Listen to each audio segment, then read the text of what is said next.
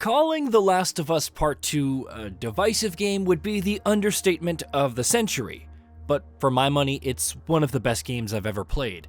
It's a heartbreaking and relentlessly depressing game, often to the point of being so oppressive that playing it for long stretches can prove difficult.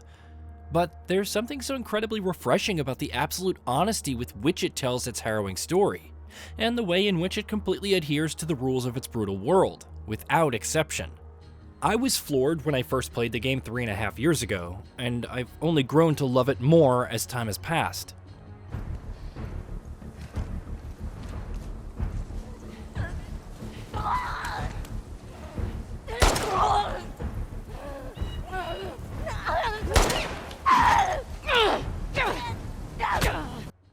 Naturally, I'll take any excuse I can get to play The Last of Us Part 2 again, which means I have been happy to dive into a re-release, even if it was just a straight port of the game with little to no additions or improvements to speak of.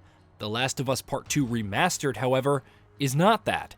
On top of the base game's exceptional campaign, the remaster also introduces an excellent new roguelike survival mode in No Return, which, combined with a host of other additional bonuses, makes this remaster a meaty package that anyone with any sort of investment in the series should be picking up.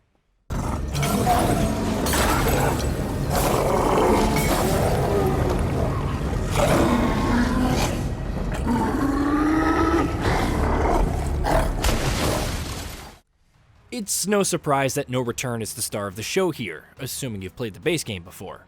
The Last of Us Part 2 has some of the best, most tense combat and stealth mechanics I've ever experienced in a game, and the remaster's new roguelike survival mode allows them to flourish in ways that the series hasn't accomplished in the past. It does so by taking the grounded realism and designed messiness that each encounter in The Last of Us Part 2 is characterized by, and blends it with a level of variety and chaos that feels completely fresh for this style of gameplay, and adds several new layers to it, recontextualizing it in fascinating ways. Each run in No Return is comprised of unique and randomized objectives, locations, and more. You begin each run in your hub, and if you're able to make it through them without dying, the run culminates in a tense boss fight. Between each encounter, you return to your hub, where you can purchase new weapons, ammo, and crafting recipes, and upgrade your weapons and unlock new skills using weapon parts and pills that you've been awarded with for completing the run's previous encounters. Structurally, No Return doesn't reinvent the wheel where roguelike experiences are concerned, and each run typically lasts only about an hour or an hour and a half, depending on what encounter types you select and how you play, which means that there isn't too much breathing room for you to be able to properly dive into the unique build options that the game touts. What No Return lacks in depth in a single run, however, it more or less makes up for with the variety it injects into the experience through other elements. Mods, for instance, are modifiers that can have wild and varying effects, from giving you speed boosts after you vault over objects to having to deal with literal downpour of noxious bloater sacks all over the map.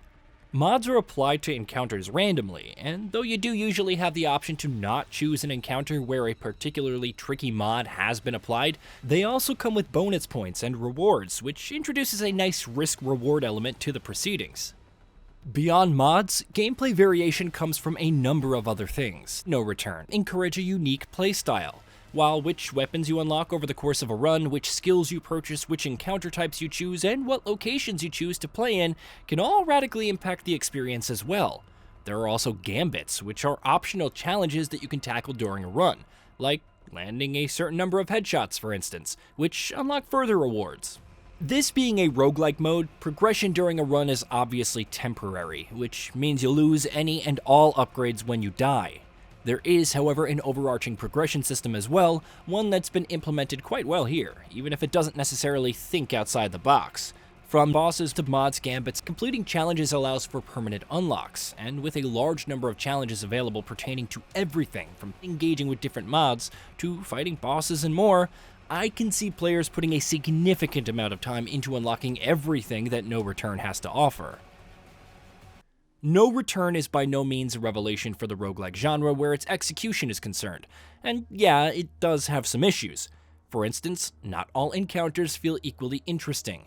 In particular, I felt hunted encounters, which tasks you with surviving against constant enemy reinforcements until the timer runs out, would get over too quickly, and more often than not, I could just survive by hiding in a corner and avoiding enemies, never to engage in combat or stealth in any meaningful way.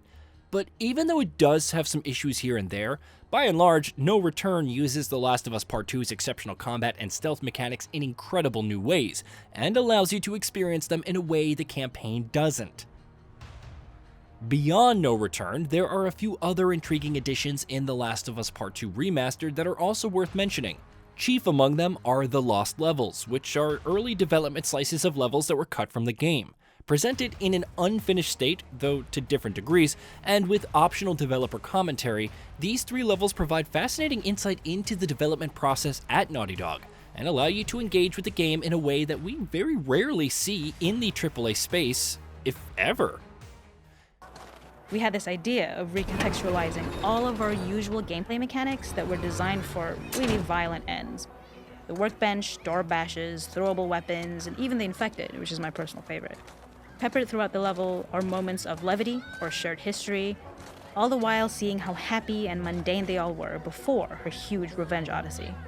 There's also Guitar Free Play, a mode that, as its name suggests, lets you freely engage with The Last of Us Part 2's guitar minigame, while also featuring different instruments including a banjo, an electric guitar, and more. Meanwhile, those who really want to get into it also have the option to do so by hooking up audio effects pedals.